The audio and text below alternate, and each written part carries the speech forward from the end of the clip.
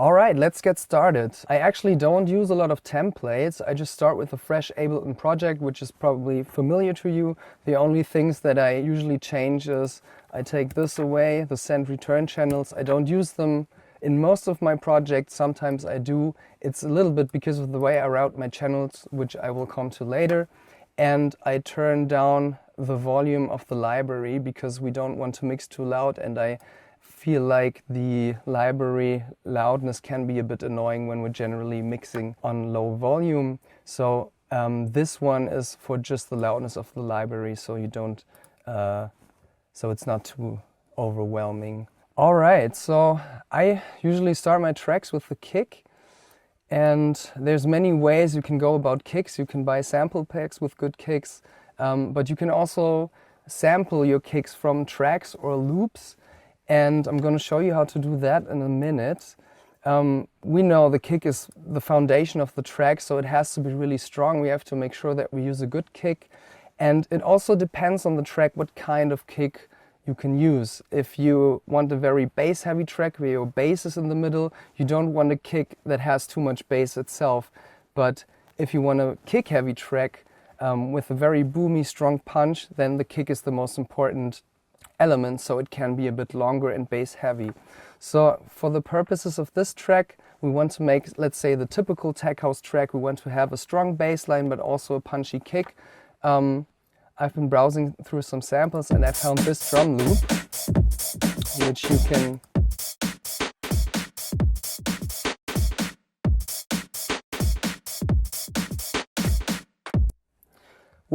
to my ear has a really strong kick. It has a lot of punch and also enough sub. So let's just drag this into this MIDI track. And now we have the full drum loop in here. And what we really want is just the kick, which is the beginning of the loop. So we just shorten it. So we just have the kick. Now, I do this for just checking out the sounds that I use. I turn on the MIDI button up here. So now I can play just tones with my keyboard. And if I just hit A, it will be just the normal pitch, the original pitch of the sample that we use. So this comes in handy later when we're just trying out melodies or when we're trying out sounds. So now I can just listen to the kick anytime I hit A. Now what we notice, of course, is that the hi-hat is still in here, and we don't need that if we just want to have a kick. So we have to get rid of that. And Ableton Sampler has a very good option for this because we can use this filter. And when we turn it down, the high frequencies get filtered out. But we don't want the entire high band to be cut out. So what we have to use is an envelope for the beginning of the kick to still have the high frequencies. So we have a punchy transient, a punchy attack, and we just want, at the end of the sample, we just need the low end. So that's where it needs to be cut. So now we have to go to the control section up here, and we see the envelope right here of the filter turned down. We turn on envelope mode, and now it gets triggered and will follow this curve once the kick plays. We have to turn up the amount, otherwise it doesn't work. And now we slowly bring down the frequency. Still audible. And now it's gone. Okay, now why is this a good kick? The reason being, we see there's not many phase issues going on. It's just a very nice sine wave that goes down. One thing that I'm noticing though is that it's in stereo. And this you can identify because there's two signals laid on top of each other. So you see two lines. And so that we don't get any problems later, because the track should also work in mono. So I just throw a utility on there. And then I can make sure that there's no problems. Usually with these kinds of samples, it's enough if you use the left or the right sample rather than putting them in mono. But let's check.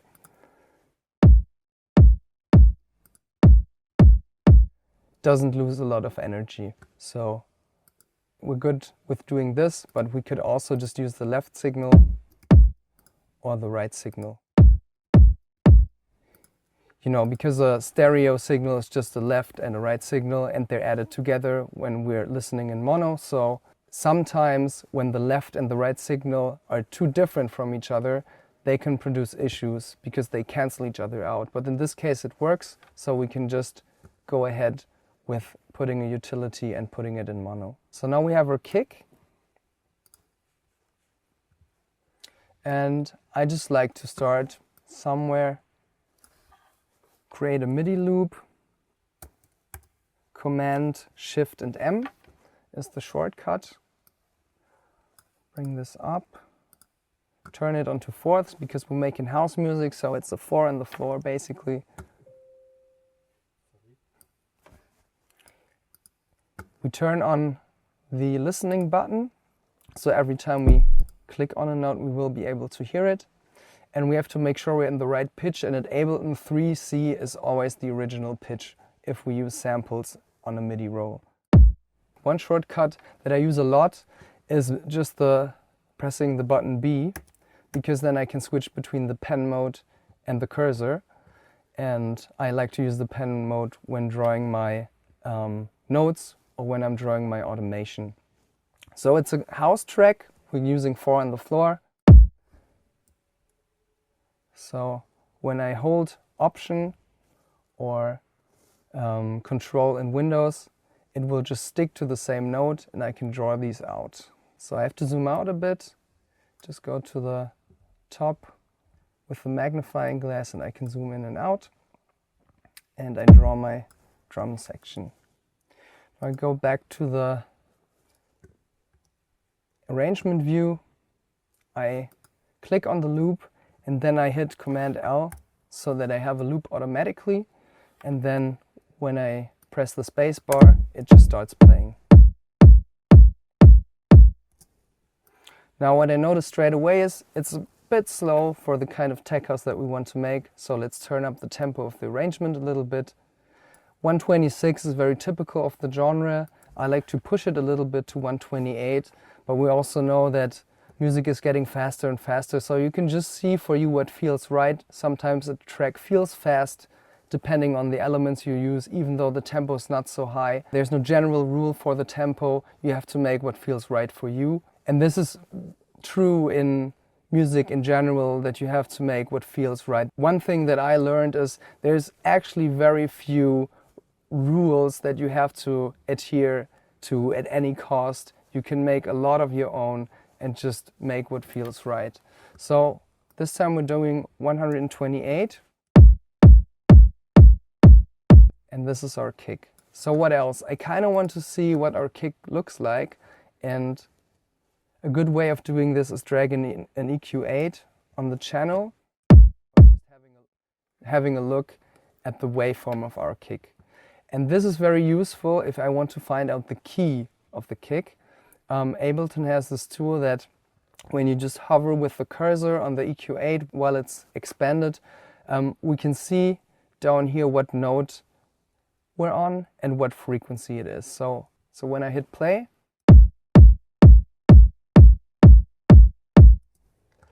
I can easily see where the lowest harmonic of the kick is, and that's also the key of the kick. So it looks like we're at A.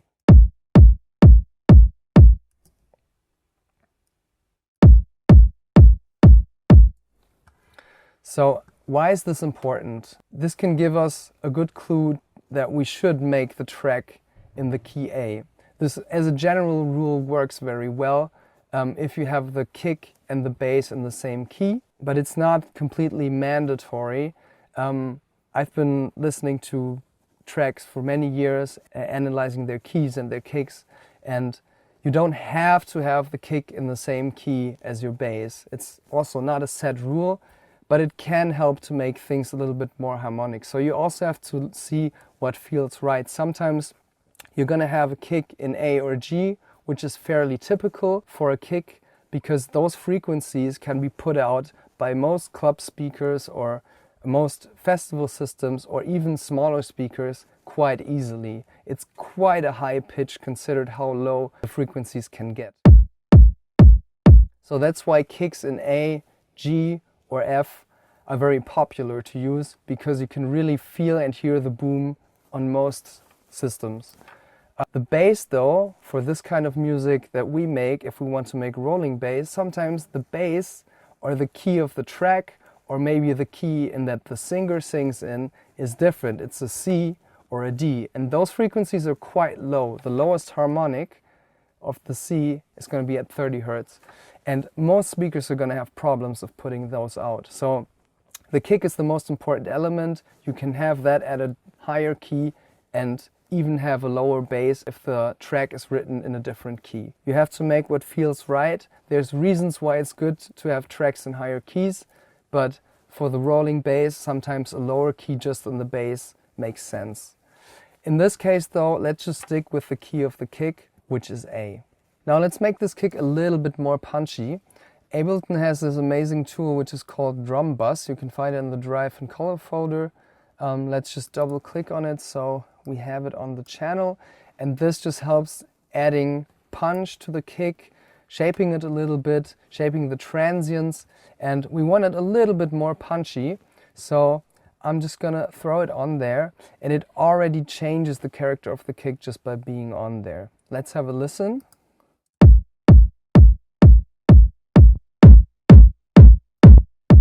What we notice straight away that it's much louder, so let's turn down the channel volume. Just be generous because we want to mix at a low volume.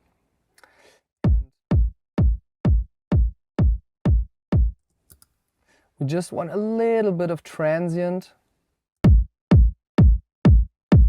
not too much.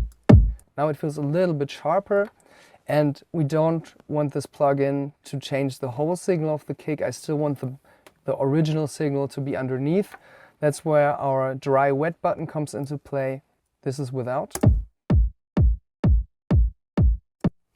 And now we just turn it in a little bit. Next up, I want a little bit more character, a little bit of room on the kick. So the way we can achieve this is with reverb.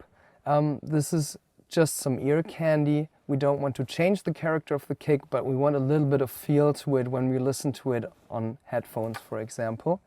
So the way I do this, I throw a small reverb on there. Ableton has some different options. Let's go for something smaller. So let's open the room folder.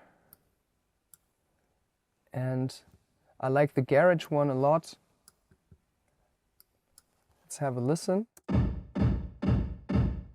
So it's not too long, we get a little bit of room feel, but obviously this is way too much. And I don't want to just bring this down, I want to create a different channel on here. So I click on Group. And this is going to create different signals from the same kick. So now we have one signal where the garage reverb is on, and we're going to have one dry signal. Let's turn these down because we're going to have two signals and they're going to be too loud. And now I have the possibility to alter this signal in any way I want. There is an EQ on here already, I could use this. But now, because the kick is a very important element and I want to be precise, I can EQ the reverb on here and see much more of the information.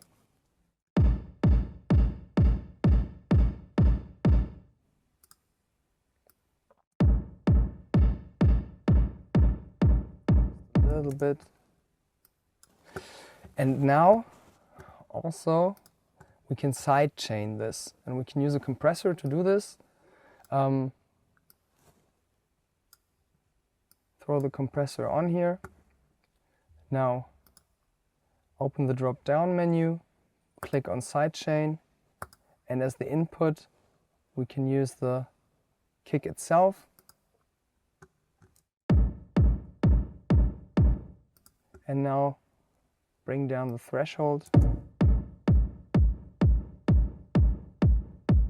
And now we can hear how the reverb signal gets ducked every time the kick hits, and for some reason this makes the kick feel a little bit stronger.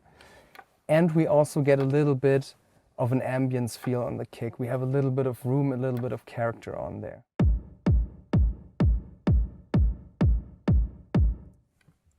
Now this is still very loud. I don't want it to be this present. So now we go back to our chain and just bring it down. I like to do additive mixing, I think it's called, when you turn it down all the way and then you slowly bring up the volume. This way I can just hear when it's just loud enough, rather than having it at a high volume and bringing it down.